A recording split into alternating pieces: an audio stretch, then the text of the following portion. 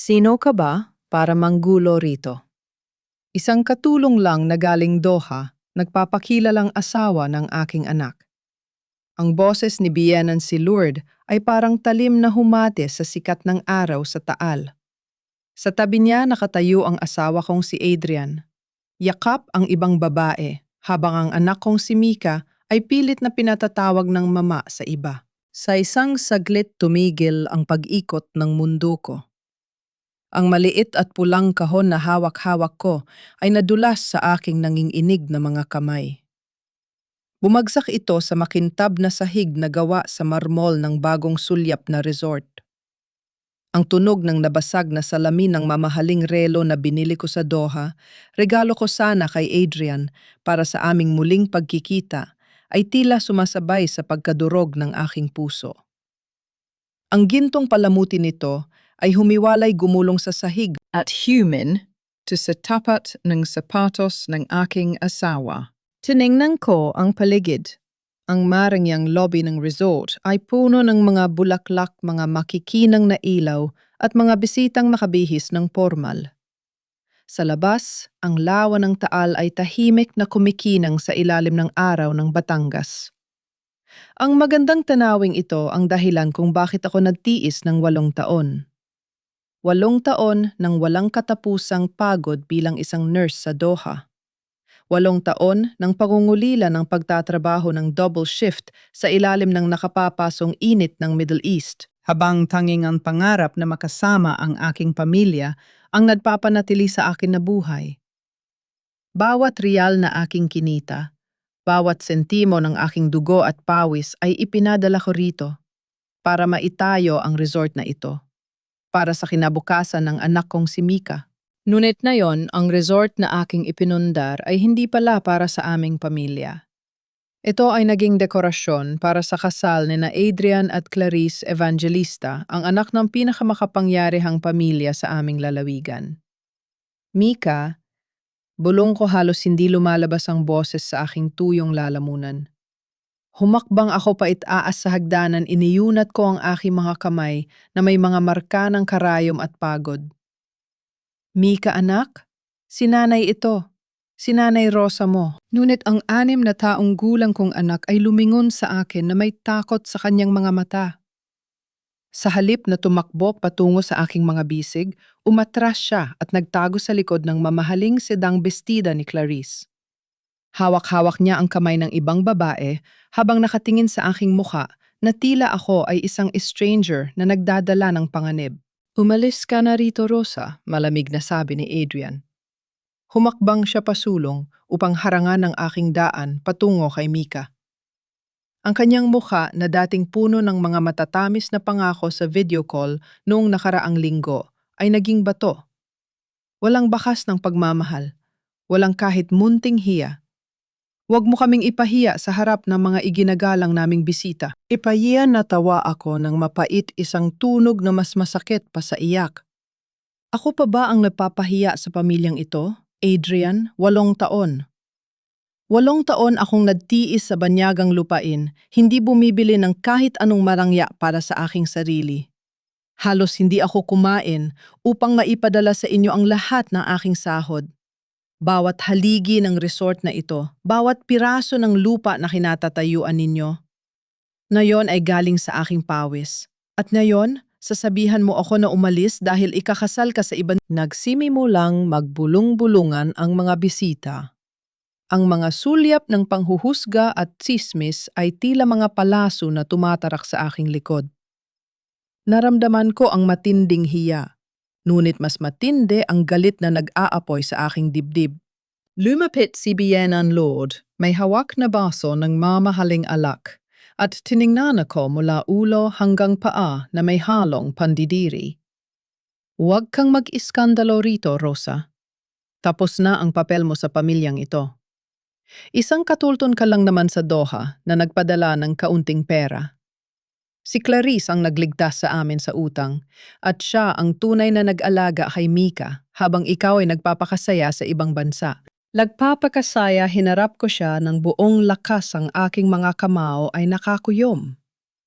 Iyan ba ang itatawag ninyo sa pagtatrabaho ng 16 na oras sa ospital habang may sakit ako?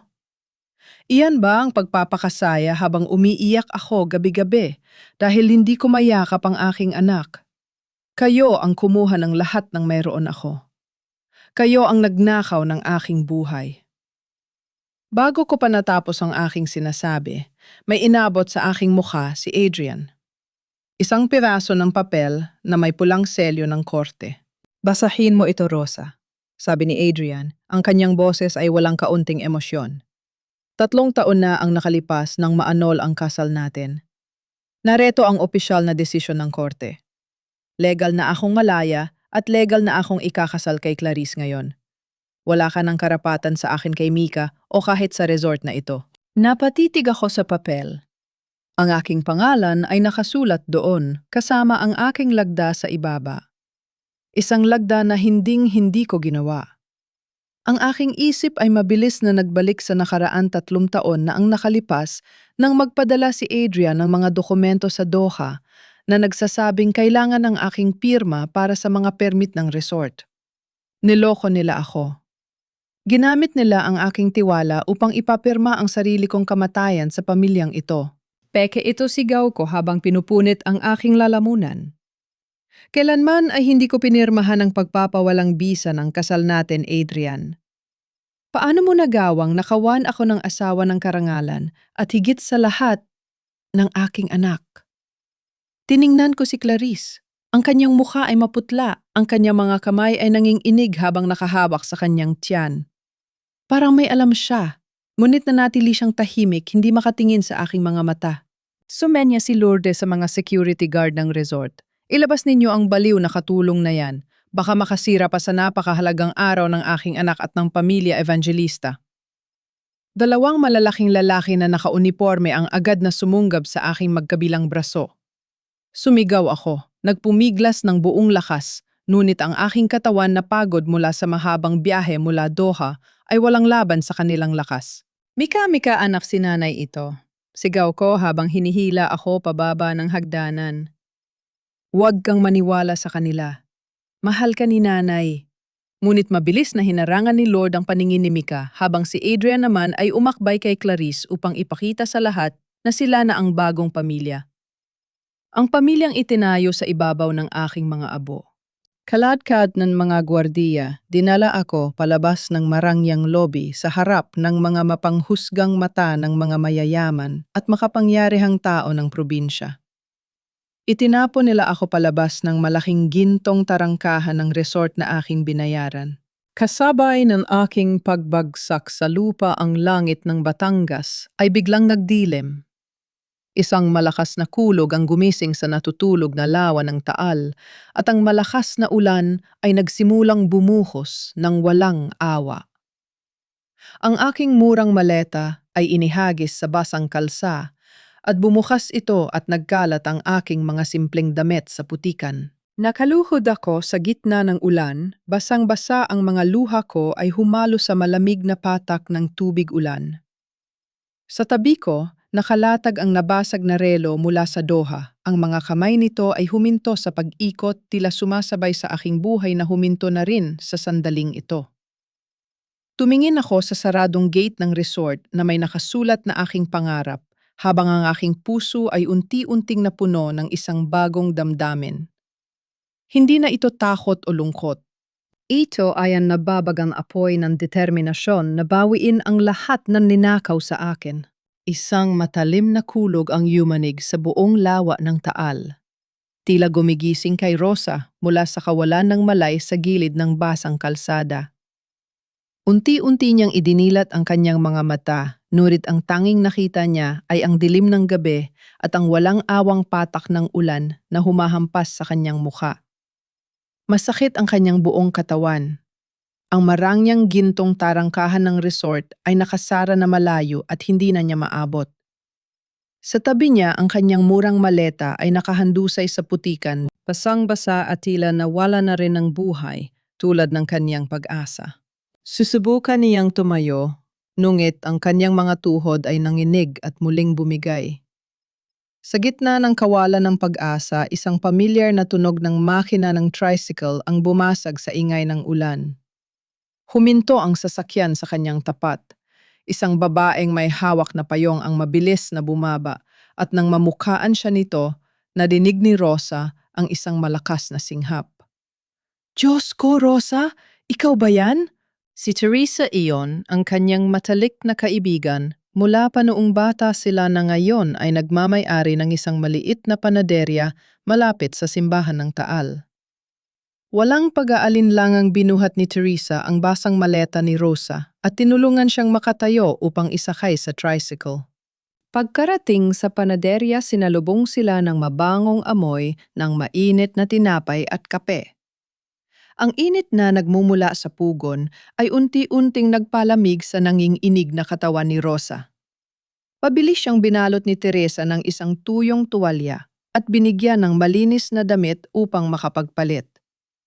Habang pinatutuyo ni Rosa ang kanyang buhok, hindi niya napigilang buksan ang aking basang pitaka. Inilabas niya ang nag-iisang larawan ni Mika, isang larawang kinuha nung sanggol pa lamang ang anak. Bago siya lumipad patungong Doha, hinalikan niya ang plastik na proteksyon ng larawan habang ang kanyang mga luha ay muling pumatak humahalo sa natitirang tubig ulan sa kanyang mukha. Mika, anak ko. Bulong niya, ang kanyang boses ay puno ng labis na pangungulila at pait. Inilapag ni Teresa ang isang plato ng mainit na pandesal at isang tasa ng barakong kape sa kanyang tapat. Ang usok na nagmumula sa bagong hurnong tinapay ay sumasayaw sa hangin, tila nag-aalok ng munting proteksyon laban sa kalupitan ng mundo sa labas. Kumain ka muna, Rosa. Kailangan mo ng lakas. Malumanay na sabi ni Teresa habang hinahawakan ang kanyang nanginginig na balikap. Hindi kita hahayaang mamatay sa gutom habang ang mga walang hiyang iyon ay nagpapakasa sa pinaghirapan mo. Kumuha ng isang pandesal si Rosa. Ngunit bawat subo ay tila may kasamang tinik na bumabara sa kanyang lalamunan. Teresa, may pera pa ako sa bangko, biglang sabi ni Rosa habang nag-aapoy ang isang munting pag-asa sa aking mga mata. Doon ko ipinapasok ang aking mga padala buwan-buwan. May hiwalay akong account na. Ako lang ang may hawak para may magamit kami ni Mika pag uwi ko. Doon ko rin pinapadaan ang ipon ko para sa pag-aaral niya. Mabilis na kinuha ni Teresa ang kanyang laptop at inilapag ito sa harap ni Rosa. Sa pamamagitan ng nanginginig na mga daliri, in-input ni Rosa ang kanyang account number at password para sa online banking. Habang naglo-load ang screen, maririnig ang mabilis na tibok ng puso ng dalawang babae. Nang sa wakas ay bumukas ang pahina, napatitig si Rosa sa screen. Ang kanyang mga mata ay lumaki sa gulat at ang kanyang hininga ay tila napatid. 15 piso at 50 sentimo, bulong ni Teresa habang binabasa ang nakasulat sa balanse. Paano nangyari ito? Agad na tiningnan ni Rosa ang transaction history. Bawat buwan, ilang araw lamang matapos pumasok ang kanyang padala mula sa Doha, ay may malalaking halagang pinalalabas sa pamamagitan ng isang supplementary card na hawak ni Adrian. Ang huling transaksyon ay ginawa noong nakaraang linggo lamang, isang pag-withdraw ng natitirang 50,000 piso para sa mga gastusin ng resort. 8 taon. Milyon-milyong piso na kanyang pinagpuyatan bawat patak ng pawis sa ilalim ng malamig na aircon ng ospital sa Doha, bawat sakripisyo upang hindi makabili ng bagong damit para sa sarili. Lahat ay nilimas ng lalaking pinagkatiwalaan niya ng kanyang buhay. Niyakap ni Rosa ang kanyang sarili habang ang kanyang buong katawan ay nayanig sa matinding panging-inig ng galit at sakit. Wala na. Teresa, wala na akong natira. Niloko nila ako sa kasal, kinuha ang anak ko at ngayon, pati ang perang pinaghirapan ko para kay Mika, kinuha rin nila. Ngunit sa halip na makiiyak, hinawakan ng mahigpit ni Teresa ang magkabilang balikat ni Rosa. Makinig ka sa akin, Rosa. Huwag kang sumuko. Yan ang gusto ni na Lourdes at Adrian. Ang makita kang gapos sa dusa, walang pera at walang magawa. upang dahan-dahan kang umalis ng Taal na parang basang sisiw. Huwag mong isiping bumalik sa Doha para takasan ito. Manatili ka rito. Ipaglaban mo si Mika. Anak mo siya at bawat sentimo sa resort na yon ay dugo mo. Tumingin si Rosa kay Teresa. Ang kahinaan sa kanyang mga mata ay dahan-dahang napalitan ng isang malamig at matigas na desisyon. Pinunasan niya ang kanyang mga luha sa pamamagitan ng likod ng kanyang kamay. Ang kanyang puso na kanina lang ay duguan ay tila naging bato na ngayon. Tama ka, Teresa. Seryosong tugon ni Rosa. Ang kanyang boses ay hindi na nanginginig. Hindi ako aalis. Mananatili ako rito sa Taal.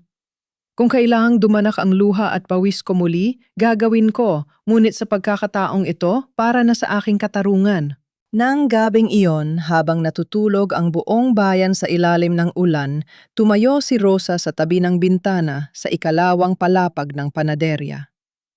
Tumingin siya sa ibaba sa madilim na kalsada, nataming ang lumang ilaw ng poste ang nagbibigay ng liwanag. Sa kabila ng ulan, napansin niya ang isang lalaking nakatayo malapit sa puno ng kaimito, nakasuot ng itim na jacket at may hawak na helmet.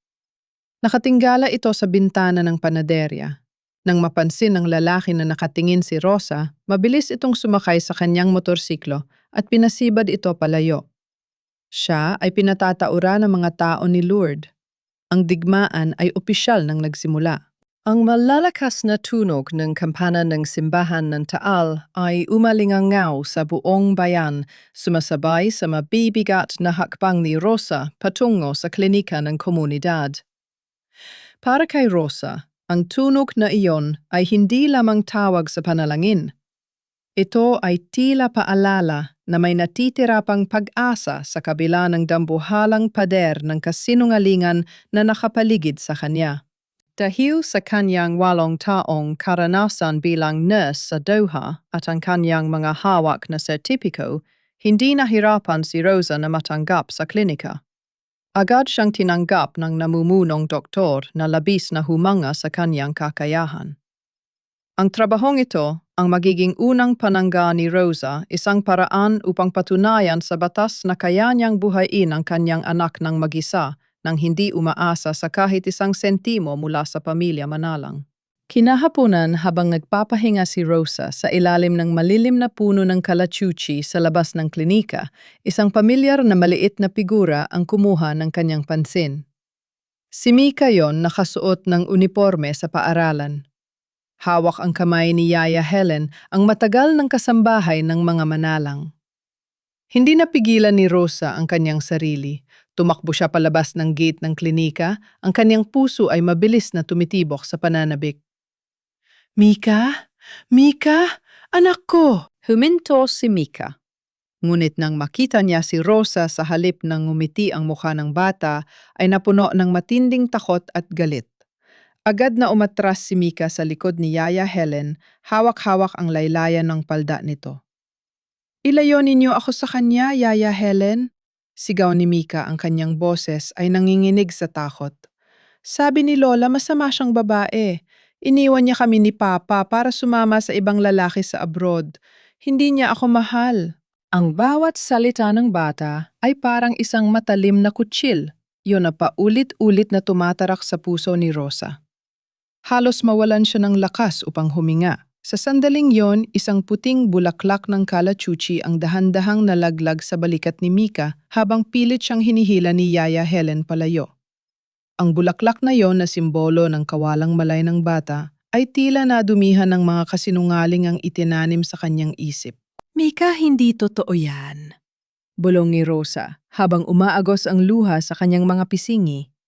Subalit mabilis na binuhat ni Yaya Helen ang bata at mabilis na naglakad palayo upang iwasan ang gulo. Bago sila tuluyang makalayo, hinabol sila ni Rosa at hinawakan ang braso ni Yaya Helen sa isang sulok ng daan. Helen, utang na loob.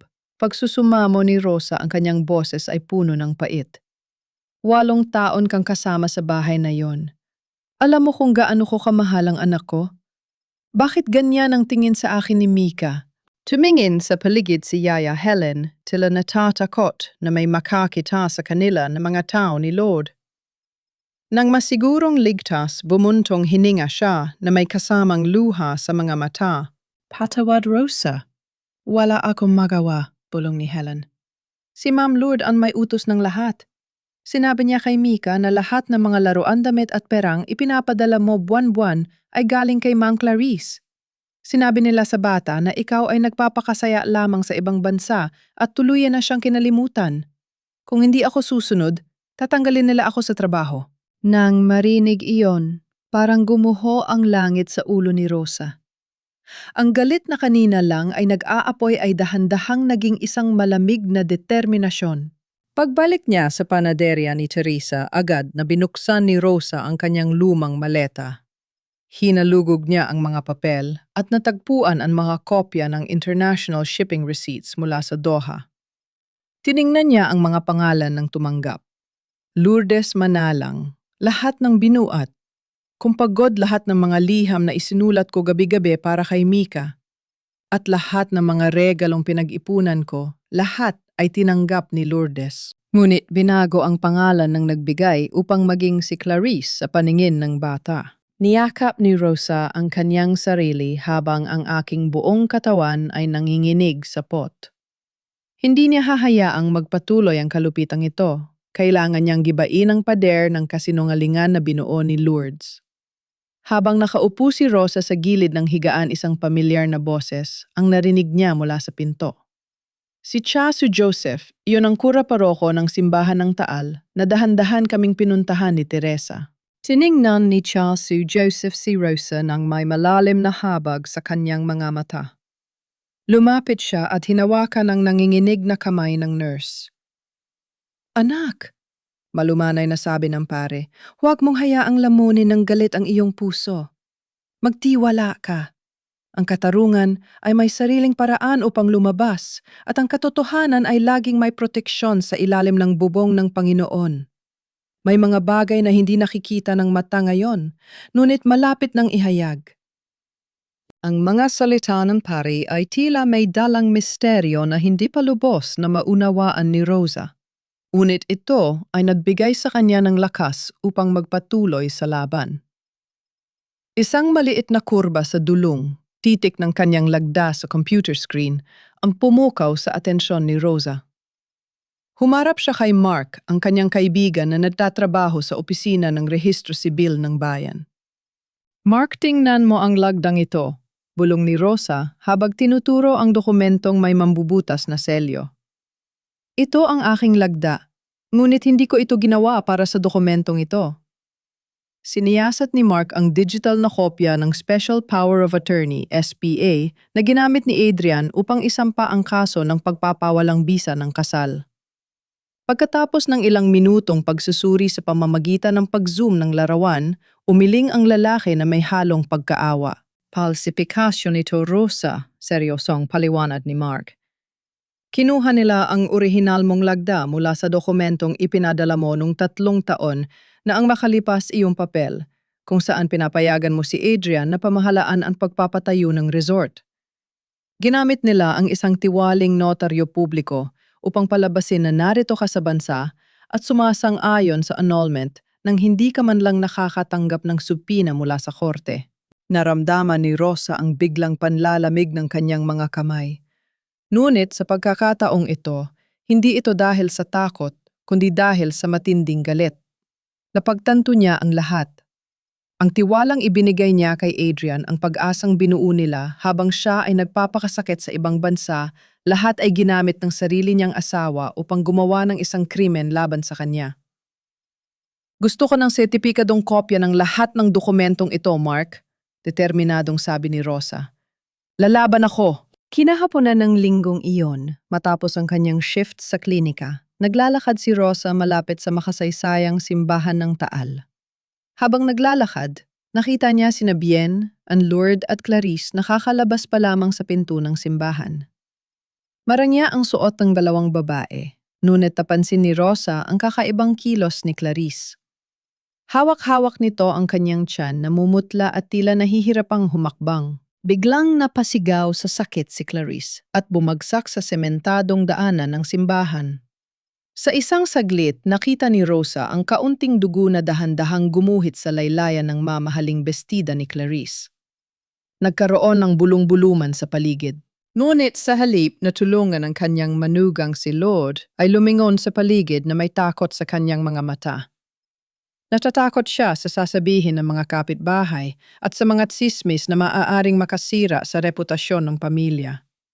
Manalang bago ang opisyal na pagbubukas ng resort.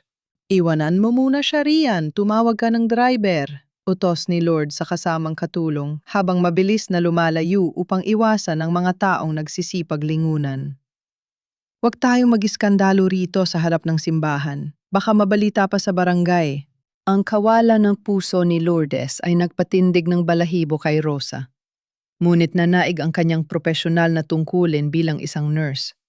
Hindi niya maaaring hayaang mamatay ang isang tao sa kanyang harap kahit pa ito ang babaeng kumuha sa kanyang pamilya. Tabi alisin ninyo ang mga harang, sigaw ni Rosa habang mabilis na tumatakbo patungo kay Clarice. Lumahod si Rosa sa tabi ng nanginginig na katawan ni Clarice. Agad niyang tiningnan ang pulso nito at ang antas ng pagdurugo. Alam niyang ito ay isang matinding bantang pagkalaglag ng sanggol o threatened miscarriage. Ang nanginginig ngunit mainit na kamay ni Rosa ay dahan-dahan niyang ipinatong sa tiyan ni Clarice upang suriin ang mga contraction ng matris. Sa sandali ngayon, naramdaman ni Rosa ang mabilis na tibok ng puso ng bata sa loob ng sinapupunan ni Clarice.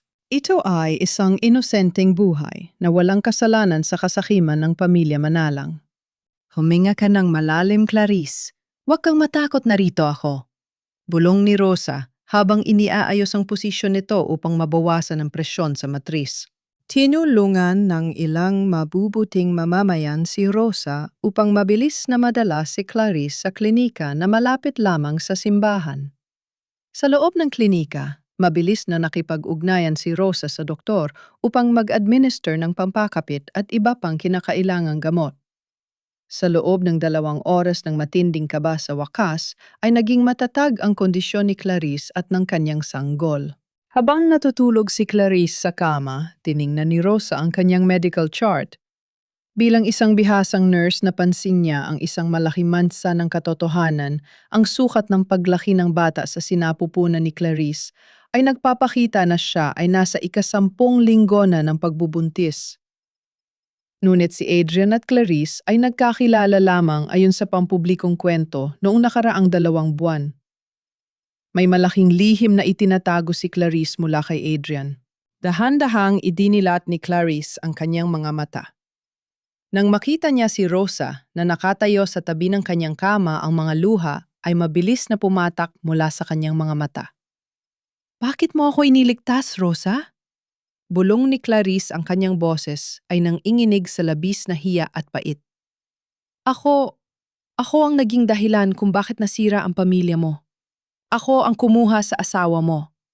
Bakit kailangang ikaw pa ang magligtas sa amin ng anak ko? Tumingin si Rosa kay Clarice nang may malamig, ngunit marangal na paningin.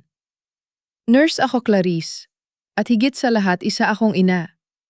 Ang sanggol sa loob mo ay walang kasalanan sa anumang kasalanan ng mga nasa paligid niya. Ngunit huwag mong isipin na ginawa ko ito para maging kaibigan mo. Nanatiling tahimik si Clarice habang ang kanyang nanginginig na kamay ay nakahawak sa kanyang tiyan. Tila dinaramdam ang kaligtasan ng kanyang anak na ibinigay ng babaeng pinakamasama niyang sinaktan. Ang kalansing ng isang makapal na bungkos ng mga bagong perang papel na itinapon sa ibabaw ng lamesa sa klinika ay bumasag sa katahimikan ng silid. Tumingala si Rosa at nakita ang mapang-uyam na muka ni Biyenan Lourdes. "Iyan ay bayad sa pagtulong mo kay Clarice sa simbahan," malamig na sabi ni Lourdes habang inaayos ang kanyang mamahaling gintong pulseras. "Kunin mo yan, Mana. Himik ka at wag na wag kang lalapit kay Mika. Huwag ka ring magkakalat ng kung ano-anong kasinungalingan tungkol sa pamilya namin kung gusto mo pang manatiling nagtatrabaho sa bayang ito." Tiningnan ni Rosa ang pera, pagkatapos ay tumingin siya ng diretsyo sa mga mata ni Lourdes. Dahan-dahan niyang itinulak pabalik ang bungkos ng pera. "Hindi ko kailangan ng maruming pera mo, Lourdes." Matigas na tugon ni Rosa, ang kanyang boses ay kalmado, ngunit may talim. At kailanman ay huwag mo akong didiktahan tungkol sa sarili kong anak. Ang katarungan ay hindi nabibili ng papel. Namula sa galit si Lourdes, kinuha ang pera at mabilis na lumabas ng klinika. Ngunit alam ni Rosa na hindi doon magtatapos ang pagsubok. Kinagabihan nakatanggap si Rosa ng isang text mula kay Adrian na nagmamakaawang magkita sila sa isang maliit at tahimik na karinderya sa tabi ng lawa. Pumunta si Rosa umaasa na baka may natitira pang kahit munting konsensya ang lalaking minahal niya. Ngunit pag-upo pa lamang niya, agad siyang hinarap ni Adrian ng mga salitang puno ng gaslighting at manipulasyon. Rosa pakiusap, intindihin mo naman ang sitwasyon. Pagsusuma mo ni Adrian habang sinusubukang hawakan ang kamay ni Rosa, ngunit mabilis itong iniwas ng huli. Ginagawa ko ito para sa ating lahat, para sa pamilya natin. Kapag naging matatag na ang resort sa tulong ng pamilya ni Clarice, babawi ako sa inyo ni Mika. Pero ngayon, kailangan mong umalis muna ng Taal para sa reputasyon ni Mama at para hindi maggulo ang kasunduan namin kay Don Facundo. Huwag mong sirain ang kinabukasan ko. Napatitig si Rosa kay Adrian. Tumingin siya sa kanyang sariling refleksyon sa isang basong bubog na may kaunting lamat sa gilid. Doon niya nakita ang kanyang mukha may bakas ng pagod at mga luhang nagbabadyang pumatak. Ngunit ang kanyang mga mata ay nanatiling kasing lamig ng yelo.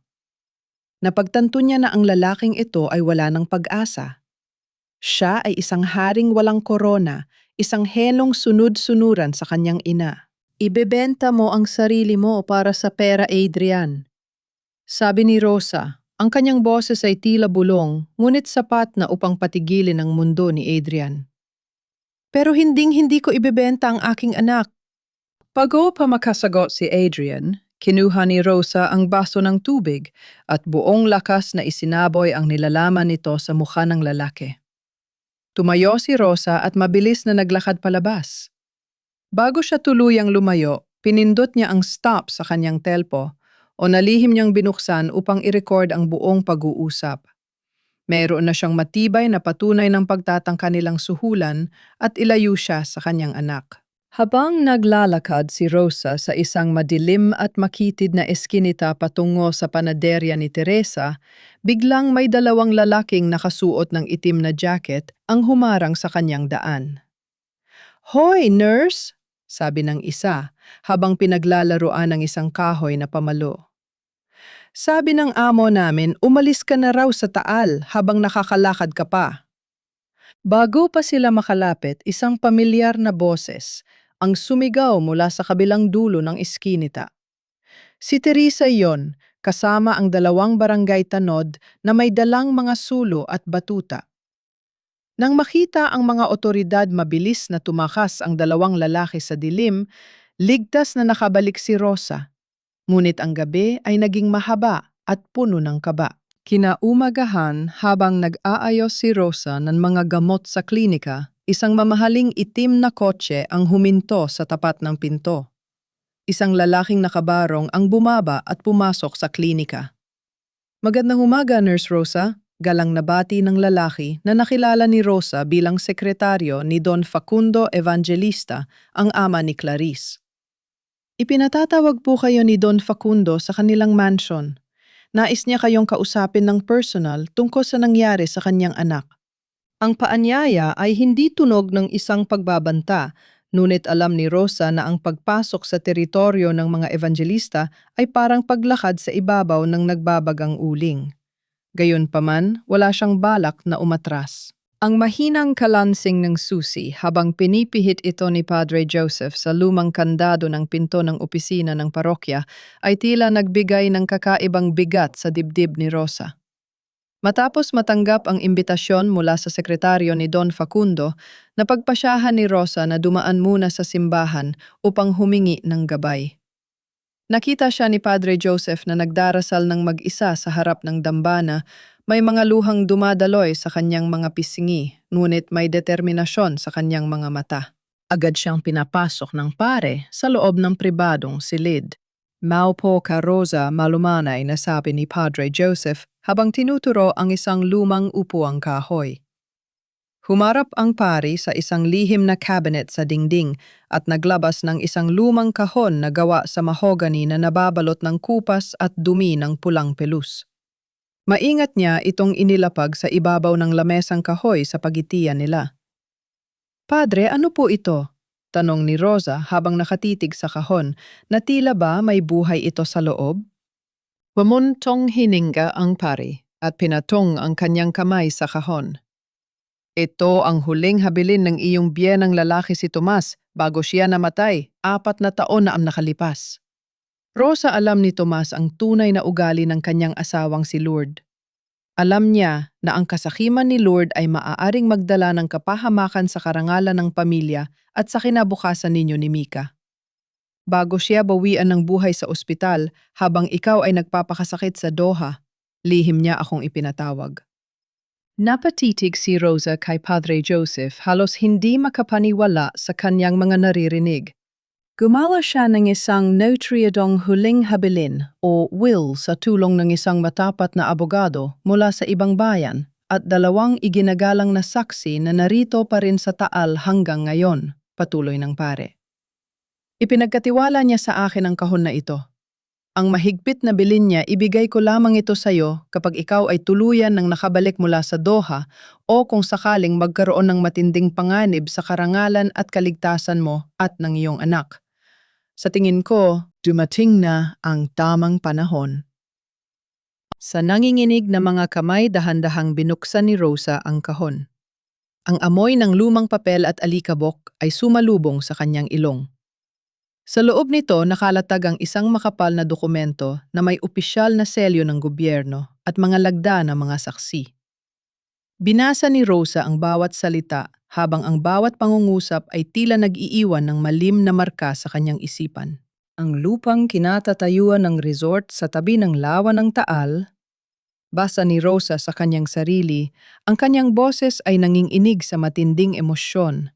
Ayon sa huling habilin ni Don Tomas, ang buong lupain na may sukat na 2 ektarya, ang mismong lupang kinatatayo, ang ng Taal Resort na ipinatayo gamit ang pera ni Rosa, ay hindi kailanman pag-aari ni Lourdes o ni Adrian.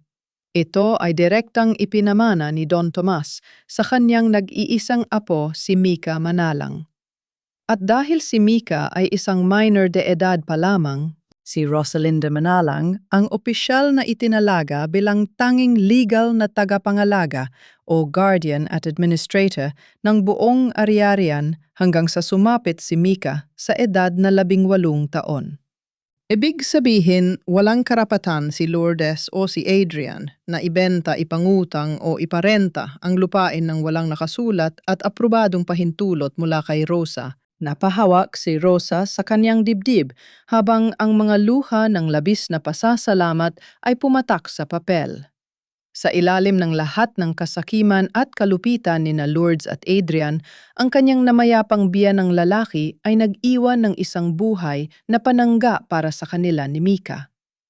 Ginamit ni Lourdes ang pera ni Rosa upang magpatayo ng isang milyon-milyong resort sa lupang pag-aari ng mismong anak ni Rosa at pagkatapos ay pilit nilang inilalayo ang bata upang hindi malaman ng publiko ang katotohanan.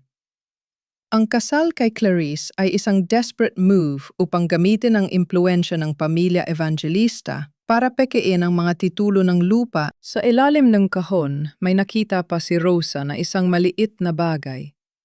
Isang pilak na kwintas na may krus na pag-aari ni Don Tomas. Kinuha niya ito, piniga sa kanyang palad at inilapit sa kanyang puso. "Salamat po, tatay." Bulong niya sa hangin, tila nakikinig ang espiritu ng matanda. Hinawakan ni Padre Joseph ang nanginginig na kamay ni Rosa, ang kanyang mukha ay seryoso at walang biro. "Rosa, kailangan mong kumilos ng mabilis," bulong ng pari, ang kanyang boses ay puno ng babala. "Nalaman ko mula sa isang mapagkakatiwala ang tao sa munisipyo na si Lourdes ay nagmamadaling pirmahan ng isang kontrata upang ibenta ang 40% ng resort sa isang malaking korporasyon mula sa Maynila. Plano nilang gawin ang opisyal na pagpirma sa mismong araw ng fiesta ng bayan sa susunod na linggo sa harap ng alkalde at ng mga lokal na opisyal. Kapag nalagdaan ang kontratang iyon, magiging mas mahirap para sa iyo na bawiin ang lupa dahil may mga inosenteng korporasyon ng madadamay. Tumingin si Rosa kay Padre Joseph. Ang takot at pag-aalinlangan sa kanyang puso ay tuluyan ng naglaho. Tumayo siya, isinuot ang pilak na kuwintas sa kanyang leeg at inilagay ang dokumento sa loob ng kanyang bag. Hindi ko sila hahayaang magtagumpay, Padre. Matatag na sabi ni Rosa habang ang kanyang mukha ay nagpapakita ng isang bagong lakas ng isang ina na handang makipagdigma para sa kanyang anak. Ang fiesta ng Taal ay hindi magiging araw ng kanilang tagumpay. Ito ang magiging araw ng kanilang paghuhukom. Lumabas si Rosa ng simbahan, handa nang harapin ang imbitasyon ni Don Facundo. Bitbit ang pinakamalakas na armas na magpapabagsak sa pamilya Manalang. Ang kaluskos ng mga papel sa mesa ni Ate Ramos sa ilalim ng malamig at kumukurap na ilaw ng opisina ay sumasabay sa mabilis na tibok ng puso ni Rosa. Pagkatapos basahin ang bawat pahina ng huling habilin ni Don Tomas at ang mga dokumento ng pekeng annulment, sumandalang abogado sa kanyang upuan at numiti ng bahagya. Napakatibay ng mga hawak mo, Rosa, sabi ni Ate Ramos, isang abogadong kilala sa pagtulong sa mga karapatan ng mga OFW sa buong Batangas. Ang huling habilin na ito ay notaryado at rehistrado. Walang anumang legal na karapatan si Lourdes na ibenta ang kahit 1 pulgada ng lupa sa tabi ng lawa dahil nakapangalan ito kay Mika. At dahil minor de edad ang bata, ikaw ang tanging administrator. Isasampa ko na ang petisyon para sa temporary restraining order o injunction upang pigilan ang anumang pirmahan ng kontrata sa darating na fiesta. Nakahinga ng maluwag si Rosa. Sa wakas ang batas ay nasa panig na niya. Ngunit alam niyang bago niya simulan ang laban sa korte, may isang mas mahalagang laban siyang kailangang ipanalo ang laban para sa puso ng kanyang anak na si Mika. Kinagabihan sa kusina ng panaderya ni Teresa, nagluto si Rosa ng bibingka. Ito ang paboritong kakanin ni Mika noong maliit pa ito, bago siya lumipad patungong Doha. Maingat niyang inihanda ang apoy, sa uling hinalo ang gata at harina at nang maluto ay ibinalot ito sa sariwa at mabangong dahon ng saging. Inilagay niya ang mainit na bibingka sa isang simpleng kahon at makiusap kay Teresa na ihatid ito sa paaralan ni Mika sa oras ng recess nang walang inilalagay na pangalan ng nagpadala. Sa oras ng recess sa paaralan, nakaupo si Mika sa ilalim ng puno malayo sa ibang mga bata at tila malungkot. Lumapit si Teresa at inabot sa kanya ang kahon. Nang buksan ni Mika ang kahon, ang mainit na usok ng bibingka na may dalang mabangong amoy ng niyog at natunaw na mantikilya ay dahan-dahan na sumalubong sa kanyang mukha. Kumuha siya ng isang maliit na kagat. Biglang nagliwanag ang kanyang malulungkot na mga mata. Ang ganitong lasa? Si nanay lang ang gumagawa nito sa akin nung maliit pa ako. Bulong ni Mika habang nakatitig sa tinapay. Tumingala siya kay Teresa. Sino po ang nagpadala nito? Si Lola po ba o si Mama Clarice? Umiling si Teresa lumuhod sa tapat ng bata at hinawakan ng maliliit nitong kamay. Ipinadala ito ng isang tao na nagmamahal sa iyo ng higit pa sa sarili niyang buhay, Mika. Ginawa niya yan kagabi habang umuulan, umaasang sa pamamagitan ng lasa ng tinapay na ito ay maaalala mo ang kanyang yakap. Natigilan si Mika. Tumingin siya sa natitirang kalahati ng bibingka.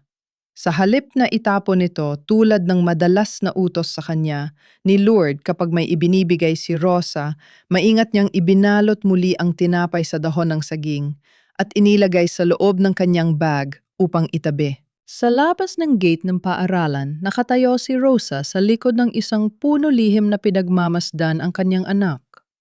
Nang makita niyang itinabi ni Mika ang tinapay, napangiti si Rosa habang may mga luhang dumadaloy sa kanya mga pisingi. Ang matigas na pader ng kasinungalingan sa puso ng bata ay dahan-dahan nang nagkakaroon ng lamat. Babawiin kita, anak!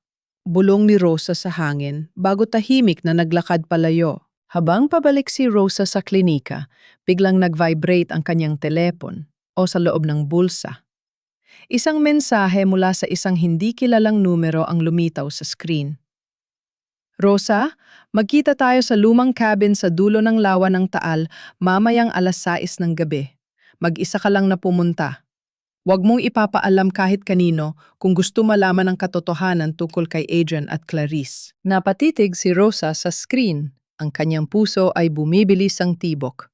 Alam niyang maaaring ito ay isang patibong, ngunit ang pagnanais na makuha ang huling piraso ng katotohanan ay mas matimbang kaysa sa takot. Ang kaluskos ng mga tuyong dahon ng kawayan sa ilalim ng bawat hakbang ni Rosa ay tila pumuputol sa nakabibinging katahimikan ng gabi sa tabi ng lawa. Ang lumang kabin sa dulo ng Taal ay tila isang multo sa ilalim ng papalubog na araw. Huminto si Rosa sa tapat ng pinto, hawak ang kanyang bag kung saan nakatago ang di inaasahang lunas ang huling habilin ni Don Tomas. Huminga siya ng malalim bago dahan-dahang itinulak ang pinto. Sa layub ng malamig at madilim na silid, isang figura ang dahan-dahang lumabas mula sa anino. Hindi ito isang lalaking upahan ni Lourdes upang saktan siya. "Mabuti at dumating ka, Rosa," mahinang sabi ni Clarice. Nakasuot siya ng simpleng cardigan na mumutla ang mukha, ngunit may determinasyon sa kanyang mga mata. Natigilan si Rosa, ngunit mabilis niyang pinatatag ang kanyang sarili. "Ikaw ba ang nagpadala ng mensahe? Bakit mo ako gustong makita rito sa ganitong oras?" Bumuntong hininga si Clarice at lumapit ng bahagya. "Alam kong ipinatatawag ka ng tatay ko sa aming mansion.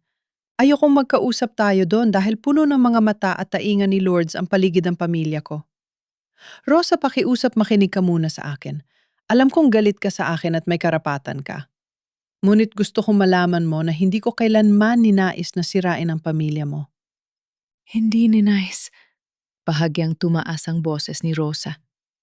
"Ngunit nakatayo ka sa tabi ng asawa ko sa resort na itinayo gamit ang aking dugo at pawis. Paano ko paniniwalaan ang mga salita mo?" Humagulgol si Clarice, ang kanyang mga balikat ay nayanig sa matinding iyak. "Dahil biktima rin ako, Rosa.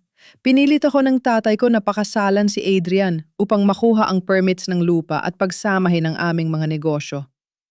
Ngunit bago pa man ako ipakasal sa kanya, buntis na ako sa lalaking talagang mahal ko, isang mahirap na guro sa pampublikong paaralan sa kabilang bayan."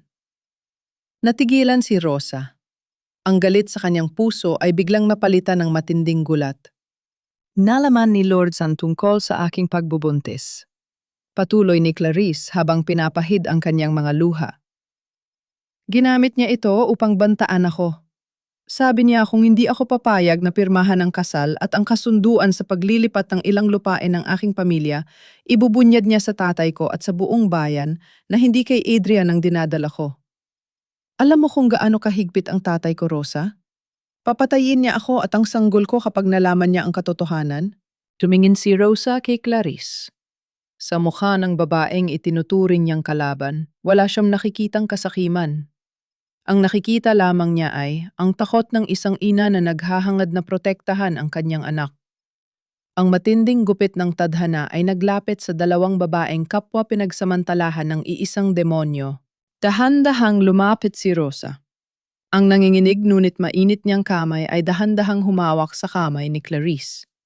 Ang sikat ng buwan ay sumasalamin sa tahimik at payapang tubig ng lawa ng Taal, sumisilip sa mga siwang ng kahoy ng lumang cabin, nagbibigay liwanag sa kanilang magkahawak kamay sa dilim. Ang ugnayan ng dalawang ina ay nabuo sa gitna ng kadiliman. "Huwag kang matakot, Clarice." Malumanay, ngunit matatag na sabi ni Rosa. "Bilang nurse mo, may legal akong tungkulin na protektahan ang iyong medical records.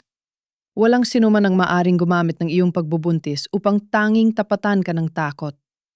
At hawak ko ang huling habilin ng tatay ni Adrian. Ang lupang kinatitirikan ng resort ay pag-aari ni Mika at ako ang guardian. Walang legal na kapangyarihan si Lord na pilitin ka o ang pamilya mo." Tumingala si Clarice, ang kanyang mga mata ay nagliwanag sa pag-asa. "Totoo ba, Rosa May? Paraan ba upang makalaya ako?" "Mayroon," tugon ni Rosa. Ngunit kailangan ko ang tulong mo. Mabilis na binuksan ni Clarice ang kanyang bag at inabot kay Rosa ang kanyang telepono. Narito ang lahat. Ang mga screenshot at mga voice message ni Lourdes kung saan niya ako binabantaan na ibubunyag ang pagbubuntis ko kung hindi ako pipirma sa kasal at sa paglilipat ng ari-arian. Gamitin mo ito, Rosa. Handa akong tumayo sa harap ng altar ng simbahan at sa harap ng buong bayan sa darating na fiesta upang ipatunay na peke ang lahat. Gusto ko na matapos ang impyernong ito. Tinanggap ni Rosa ang telepono. Naramdaman ang bigat ng katotohanang hawak niya ngayon. Ang lihim na alyansa ay nabuo. Ang mga kontrabida ay wala nang mapagtataguan. Ngunit nang dahan-dahang buksan ni Rosa ang pinto ng cabin upang umalis, bigla siyang napatigil. Sa kabila ng dilim sa ilalim ng anino ng mga rank kawayan, may nakita siyang isang figura na mabilis na nagtago. Si Adrian. Nakatayo ito sa malayo. Ang mukha ay puno ng kaba at suspetsa. Malinaw na sinundan niya si Rosa.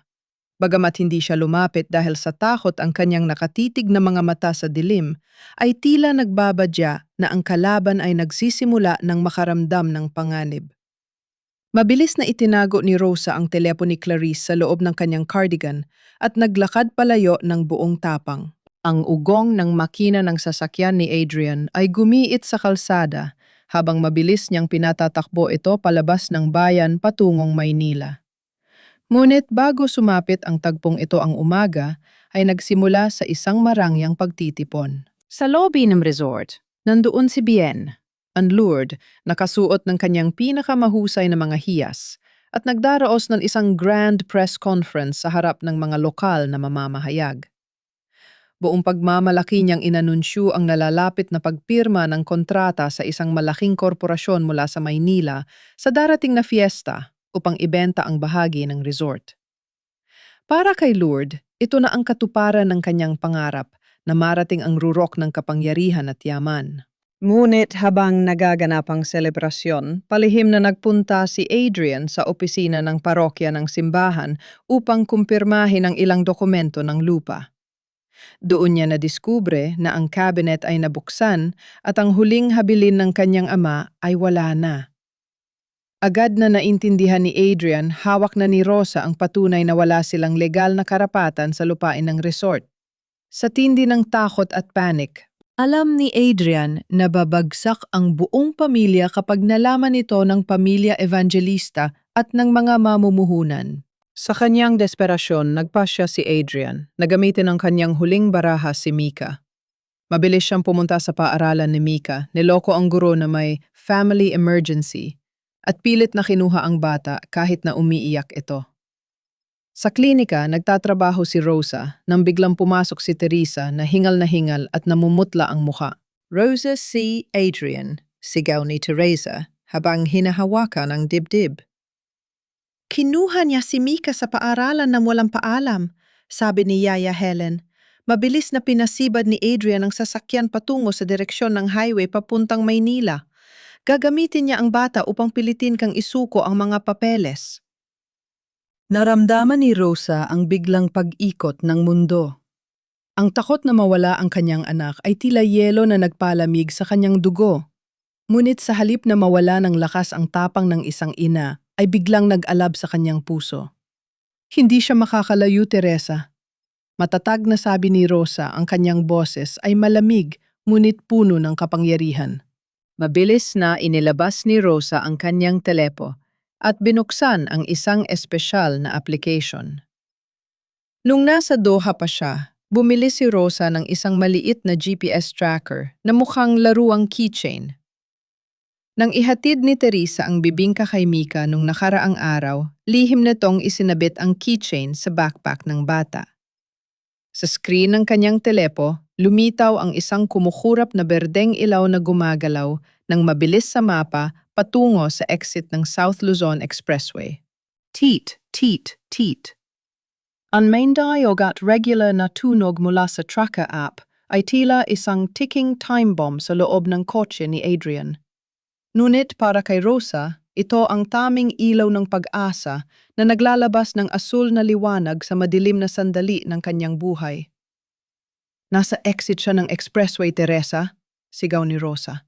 Mabilis na nakipag-ugnayan si Rosa kay kapitan ng barangay at kay Ate Ramos. Sa tulong ng dalawang patrol vehicle ng barangay, mabilis nilang hinarangan ang dulo ng Expressway tollgate kung saan naiipit si Adrian sa mahabang pila ng mga sasakyan. Nang makita ni Adrian ang mga sasakyan ng barangay, narinig ang malakas na ugong ng makina ng kanyang sasakyan habang sinusubukan niyang ipasibad ito upang dumaan sa gilid. Ngunit huli na ang lahat na paliligiran na siya ng mga otoridad. Agad na tumakbo si Rosa patungo ku kotse ni Adrian at buong lakas na binuksan ang pinto. "Umalis ka rito, Rosa, anak ko, si Mika?" Galit na sigaw ni Adrian habang pinipilit na paandarin ang sasakyan. Ngunit ang tingin ni Rosa kay Adrian ay tila isang hatol ng kamatayan. "Wala kang anak rito, Adrian. Isang henong kidnapper ka lang. Alisin mo ang mga kamay mo sa anak ko." Mabilis na kinalas ni Rosa ang seatbelt ni Mika at pinuhat ang bata palabas ng sasakyan. Niyakap niya ito ng napakahigpit habang si Mika ay umiiyak ng malakas sa takot at gulat. Dahil sa presensya ng mga barangay tanod at ng mga pulis na paparating, napilitan si Adrian na iwan ang bata, mabilis na sumakay muli sa kanyang kotse at pinasibad ito palayo upang takasan ang batas. Nakaluhod si Rosa sa gilid ng kalsada habang yakap-yakap si Mika na nanginginig pa rin sa takot. Tumingala ang bata sa kanya, ang kanyang maliliit na kamay ay nakahawak sa pisingi ni Rosa. "Nanay! Nanay, sorry po!" iyak ni Mika. "Sabi ni Lola hindi mo na ako kailangan. Sabi niya masama kang ina at iniwan mo ako. Totoo ba yon, Nanay?" Niyakap muli ni Rosa si Mika ng mas mahigpit habang ang ulan ng Batangas ay dahan-dahang nagsisimulang pumatak. "Hindi, anak. Hindi kailanman totoo yon. Mahal na mahal ka ni nanay. At hinding-hindi ko hahayang ilayo ka pa nila sa aking piling." Ang bawat kasinungalingan ay malapit ng matapos. Ang bagyo sa darating na fiesta ay magsisimula na. Ang mahinang kiskis ng panulat ni Lord sa ibabaw ng kontrata ay umalingaw-ngaw sa buong sound system ng plaza na tila huling hatol sa kapalaran ng resort. Sa ilalim ng mga makukulay na banderitas ng fiesta at sa gitna ng masiglang tugtog ng banda, nakaupo si Lourdes sa gitna ng entablado na may pinakamalaking ngiti. Sa tabi niya ay ang mga kinatawan ng korporasyon mula sa Maynila, ang alkalde at mga iginagalang na opisyal ng bayan.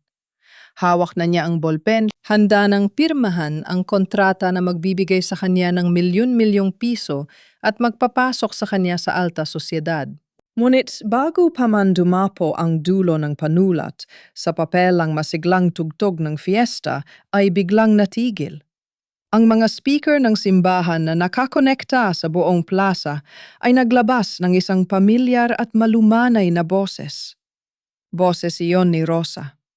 Pinabasa niya ang huling habilin ni Don Tomas. Natahimik ang buong plaza. Ang libu-libong mamamayan na nagtitipon ay napatitig sa mga speaker. Ang bolpen sa kamay ni Lourdes ay natigilan. Sa hangin, ang kanyang mukha ay biglang nawala ng kulay. "Sino ang may gawa nito?" Galit na sigaw ni Lord habang pilit na tumatayo. "Mga gwardiya, patayin ninyo ang sound system. Ilabas ninyo kung sinong nag-iiskandalo rito." Ngunit bago pa makakilos ang mga gwardiya, isang grupo ng mga tao ang pumasok sa gitna ng entablado. Si Rosa, na nakasuot ng simpleng damit ngunit may marangal na tindig, ay naglalakad sa gitna ni na Ate Ramos, Padre Joseph at Clarice. Ang pilak na kwintas ni Don Tomas ay kumikinang sa leeg ni Rosa sa ilalim ng liwanag ng araw. "Hindi ito iskandalo, Lord," matatag na sabi ni Rosa habang umaakyat sa hagdanan ng entablado. "Ito ang katotohanan." Humarap si Padre Joseph sa alkalde at sa mga kinatawan ng korporasyon habang hawak ang isang makapal na dokumentong may opisyal na selyo ng korte. "Mga kababayan, ang kontrata nito ay walang bisa." Dinala ng boses ng pari ang bigat ng katotohanan sa buong plaza. Ang lupang kinatatayuan ng resort ay hindi pag-aari ni Lourdes o ni Adrian Manalang. Ayon sa notaryadong huling habili ng namayapang si Don Tomas Manalang, ang buong lupain ay ipinamana sa kanyang apo na si Mika Manalang at si Rosa ang tanging legal na guardian nito. Walang karapatan si Lourdes na ibenta ang resort na ito. Isang malakas na bulong-bulungan ang sumabog sa buong plaza. Ang mga tao ay nagsimulang magingay habang ang mga kinatawan ng korporasyon mula sa Maynila ay nagpalitan ng nag-aalalang tingin at dahan-dahang lumayo kay Lourdes. Pikiyan! Isang desperadong sigaw ang narinig mula sa gilid ng entablado. Si Adrian yon pawisan at namumutla ang mukha habang tumatakbo patungo sa gitna. Huwag kayong maniwala sa kanila. Si Rosa ay gumawa ng peking dokumento para sirain ang pamilya ko at nakawan kami. Ngunit bago pa man makatapos, si Adrian humakbang si Clarice patungo sa gitnang mikropono. Ang kanyang mukha ay seryoso, walang bakas ng takot. Hindi peke si Rosa, Adrian. Dinala ng maboses ni Clarice ang nakabibinging katahimikan sa buong plaza. Ang peke ay ang kasal na ito. Ang peke ay ang inyong pagkatao. Pinilit ninyo ako at ang aking pamilya na pumasok sa kasunduang ito at ginamit ninyo ang aking lihim na pagbubuntis upang bantaan ako. Narito ang lahat ng patunay ng inyong pananakot at palsipikasyon ng mga dokumento ng kasal ni Rosa. Itinaas ni Clarice ang mga printed screenshots ng mga mensahe ni Lourdes at ang kanyang cellphone. Ang mga mamamayan ng Taal, lalo na ang mga ina na nakikiramay kay Rosa, ay nagsimulang sumigaw sa galit kay Lourdes. Ang hiya na dating itinapon ni Lourdes kay Rosa ay bumalik sa kanya sa pinakamatinding paraan sa harap ng buong komunidad. Sa gitna ng kaguluhan, isang pamilyar na boses ng bata ang narinig mula sa gilid ng entablado. Nanay! Nanay! Si Mika iyon tumatakbo patungo sa gitna ng entablado habang umiiyak ng husto. Sa kanyang maliliit na bisig yakap-yakap niya ang isang lumang kahoy na baul na puno ng mga alikabok. Kasama niya si Yaya Helen na tumong sa kanya na ilabas ito mula sa lumang bodega ng resort kung saan ito itinago ni Lourdes. Nang makarating kay Rosa, bumagsak ang bata sa kanyang mga tuhod at niyakap ng napakahigpit ang mga binti ng kanyang ina. Ang kahon ay bumukas at nagkalat sa entablado ang daan-daang mga liham na may selyo ng Doha, mga lumang teddy bear at mga damit na may mga bawas na tagko. Nanay, patawad po! Hagulgol ni Mika, ang kanyang boses ay umalingaw-ngaw sa buong plaza, nagdala ng luha sa mga mata ng halos lahat ng nakikinig. Nahanap ko na po ang mga sulat mo. Nahanap ko na po ang mga laruan na ipinadala mo sa akin buwan-buwan. Sinabi sa akin ni Lola na itinapon mo raw ako at may iba ka ng pamilya. Pero mahal mo pala ako, nanay. Nanay, huwag mo na akong iiwan. Nakaluhod si Rosa sa entablado niyakap si Mika ng buong lakas, habang ang kanyang sariling mga luha ay umaagos ng walang humpay.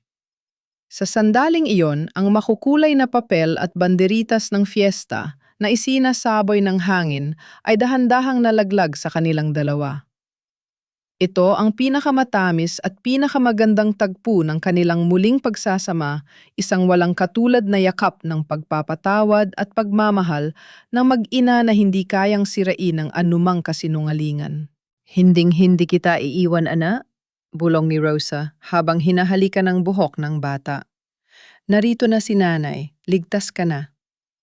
Tumayo ang kinatawan ng korporasyon mula sa Maynala at humarap sa alkalde. Kanselado ang kasunduang ito. Hindi kami makikipagnegosyo sa mga manloloko at kriminal. 3 opisyal ng pulisa ang mabilis na umakyat sa entablado. Sa harap ng libu-libong tao na sumisigaw ng katarungan, pinalibutan nila sina Lourdes at Adrian. Lourdes Manalang, Adrian Manalang kayo ay arestado sa kasong estafa, falsifikasyon ng dokumento at pagbabanta. Opisyal na pahayag ng pulis habang dahan-dahang ikinakabit ang malamig na bakal ng posas sa mga kamay ni Lourdes. Sumigaw sa galit si Lourdes habang pilit na inaalis ang posas, ngunit walang nagawa ang kanyang yaman o impluensya upang iligtas siya. Si Adrian naman ay tuluyang bumagsak sa kanyang mga tuhod sa sahig ng entablado, umiiyak at hindi makatingin kay Rosa, tuluyang durog at hiyang-hiya sa harap ng buong bayan. Tiningnan sila ni Rosa ng may tahimik na paningin habang nakakapit ang kamay ni Mika sa kanyang pilak na kuwintas. Ang gabi ng dusa ay tapos na at ang katarungan ay sa wakas ay sumikat na sa lawa ng Taal.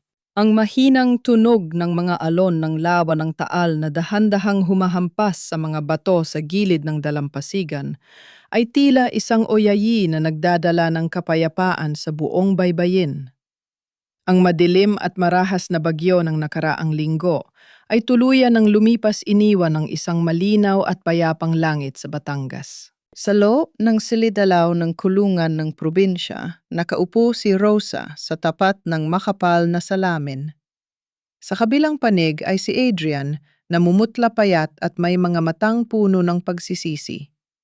Malayo ang hitsura niya sa lalaking buong kapangyarihang nagtaboy kay Rosa nung araw ng pagbubukas ng resort. Rosa, pakiusap. Pagsusuma mo ni Adrian ang kanyang boses ay nanginginig sa pamamagitan ng lumang telepono ng silid dalaw. Patawarin mo ako. Nabulag ako sa yaman at sa mga plano ni Mama. Para na lang kay Mika pakiusap bawiin mo ang demanda o bawasan mo ang mga seryosong kaso laban sa akin. Hindi ko kayang mabilanggo ng matagal. Tiningnan siya ni Rosa ng may tahimik na paningin. Wala na siyang nararamdamang galit, wala na ring pait. Ang kanyang puso ay malaya na mula sa tanikala ng nakaraan. Ngunit ang kanyang desisyon ay nanatiling kasing tatag ng mga bato sa Taal. Pinatatawad na kita, Adrian, bilang ama ni Mika. Malumanay, ngunit dahan-dahang sagot ni Rosa. Ngunit hindi ko babawiin ang mga kaso laban sa iyo at sa iyong ina.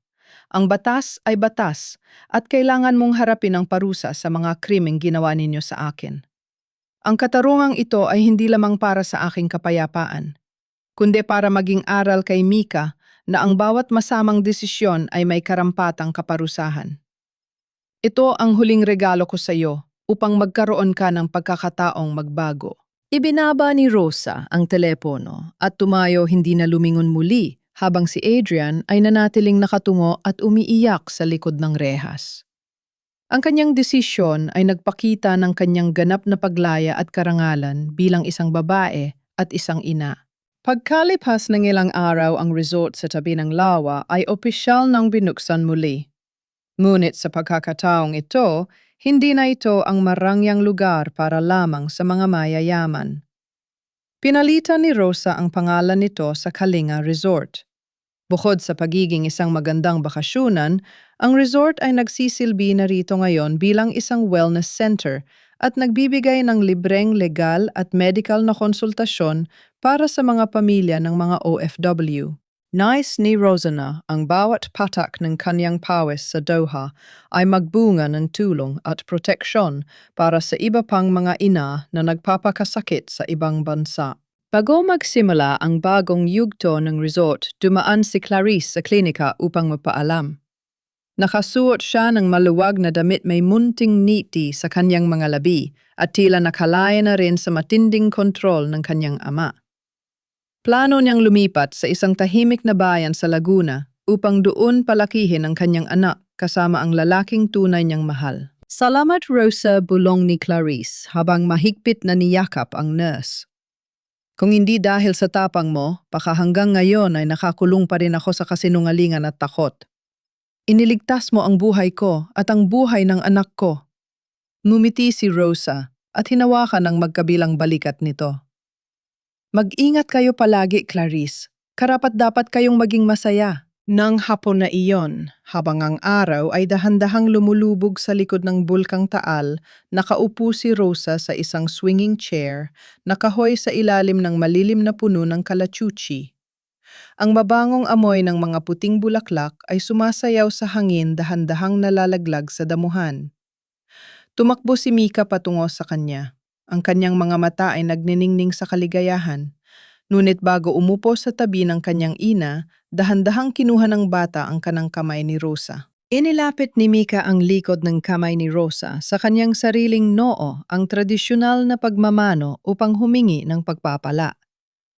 Ang simpleng kilos na ito ay naging pinakamahalagang sandali para kay Rosa. Ito ang tunay na patunay na ang kanyang anak ay muling nagtitiwala, nagmamahal at kumikilala sa kanya bilang kanyang tanging nana. Salamat po, nanay! Munting bulong ni Mika habang nakasandal ang kanyang ulo sa balikat ni Rosa. Niyakap ni Rosa ang kanyang anak habang nilalanghap ang pamilyar na bango ng buhok nito.